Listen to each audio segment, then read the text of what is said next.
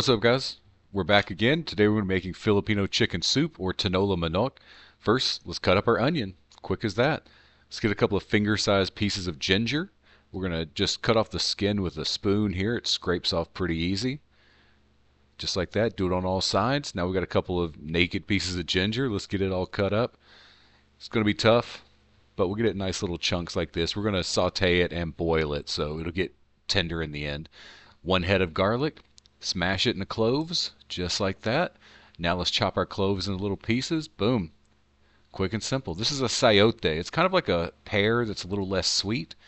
It's brown because I left it in my refrigerator. I guess you're not supposed to do that, but we'll open it up.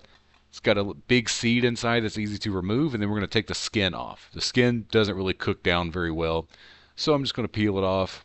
You can see I cut the seed out. I cut the little grooves where the skin was hiding. Now we're going to chop this up too. Keep this into big pieces because we're going to be boiling it for a while with the chicken. Now we got some haba chilies. These don't really have heat. They just add a little extra flavor. Nice big pieces. These will cook down in the boiling process for sure. Now we've got some moringa leaves. I washed these. I also used some when I was making pan de sal. That's why they're a little thin right there. But we're just going to pull all the leaves off. We'll get about half cup, maybe 3/4 of a cup in the end. These don't add much flavor, but they're healthy and they're traditional to add to Tinola Manok. So now we're going to start our cooking. We'll take a little bit of oil in a pan on medium heat, just enough to kind of saute our vegetables, spread it around. Now we've got our ginger and our onion. We're going to dump it in the pan. We're not looking to get much color on these. We just want to keep it moving. Just kind of get them translucent, get them cooked through so they're softer. Yeah, that's looking good. This is about 2 minutes later. Yeah, you can see translucent but not brown yet.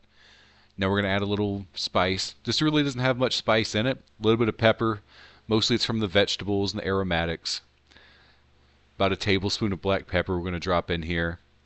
I'm going to put all the ingredients down in the comments so you can follow if you want to make it yourself. It turned out really great. I'm going to use legs. You can use whatever pieces you want. I just happen to like legs the best. And they fit in the pan because you can alternate them like this. We'll just fill up the pan with all the legs we bought. This was about 1.5 kilos. Yeah, we'll press it down just like that. We're going to put the lid on. We'll cook it for about 5 minutes on one side just to get a tiny bit of color.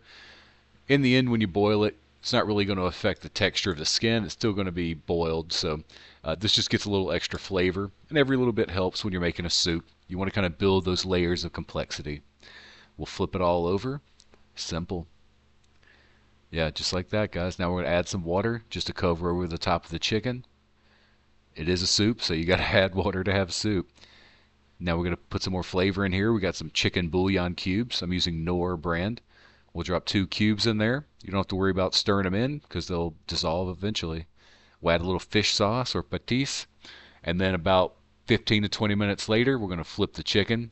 You can see it's already cooked down a little bit. It's starting to look darker. Perfect. Now we're going to throw in our sayote.